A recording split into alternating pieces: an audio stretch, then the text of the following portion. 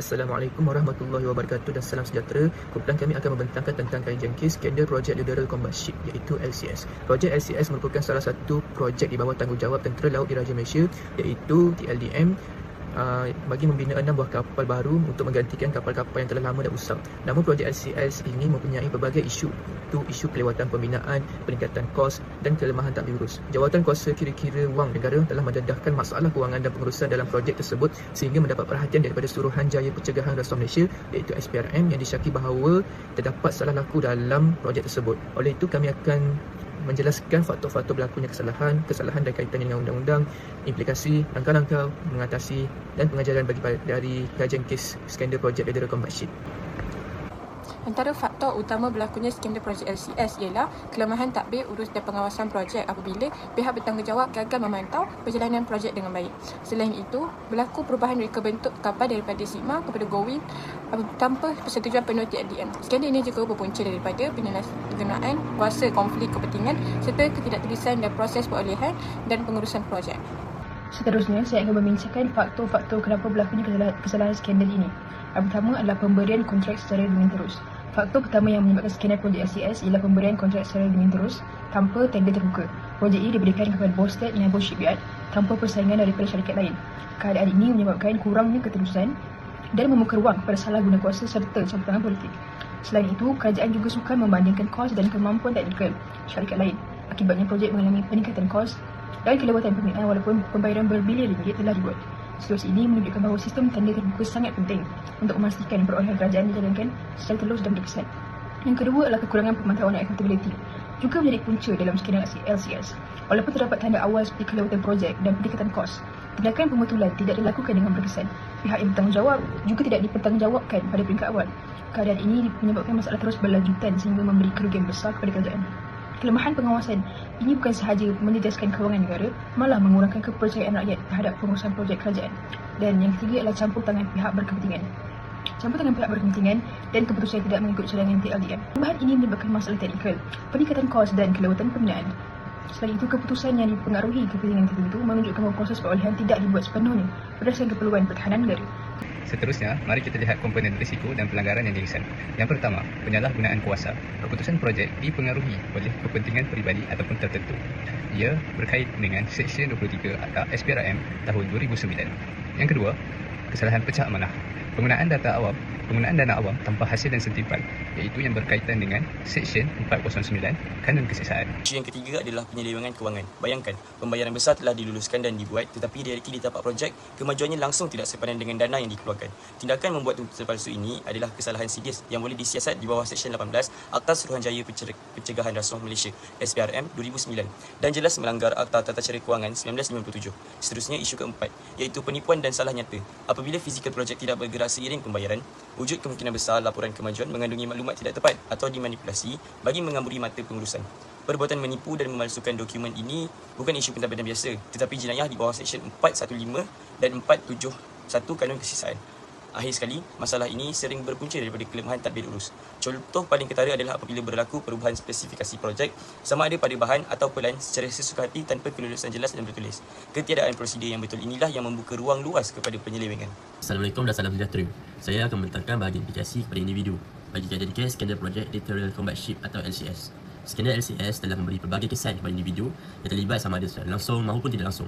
Antara implikasi utama ialah perosakan reputasi dan hilangnya kepercayaan masyarakat terhadap individu yang terlibat dalam pengurusan projek. Pegawai kerajaan dan pihak pengurusan syarikat menerima kritikan hebat kerana dianggap gagal menjalankan amanah dengan jujur dan berintegriti. Selain itu, individu yang terlibat juga berdepan dengan tindakan undang-undang dan siasatan oleh SPRM.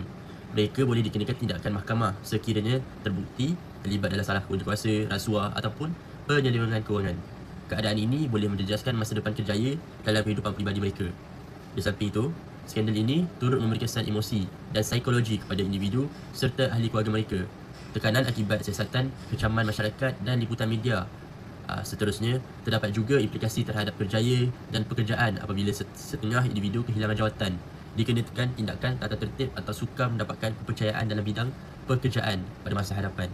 Seterusnya saya akan menerangkan implikasi projek LCS terhadap organisasi yang terlibat. Antara organisasi yang terlibat pertama ialah pihak kerajaan. Itu pihak kerajaan terpaksa menanggung peningkatan kos sebanyak RM9.128 juta. Pihak kerajaan juga perlu membayar sebanyak RM6 bilion untuk kapal walaupun kapal belum siap. Hal ini telah menjejaskan sumber kewangan pihak kerajaan. Kerajaan juga perlu menanggung tambahan untuk mengaudit dan penambahbaikan tata kelola.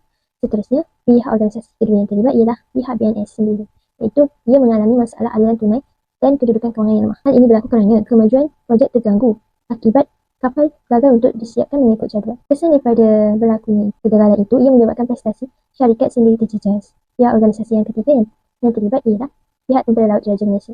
Kesan daripada itu, kelewatan menerima aset yang strategik untuk pertahanan negara telah terjejas. Hal ini kerana pihak TLDM terpaksa menanggung dan menggunakan aset usang yang lama akibat tidak mendapat bekalan aset. Organisasi keempat yang terlibat ialah pihak pembekal ataupun industri. Kelewatan untuk pembayaran telah memberi kesan kepada pihak pembekal tempatan. Hal ini kerana kos pembelian meningkat akibat pelantikan pihak-pihak tertentu di dalam organisasi dan di dalam projek.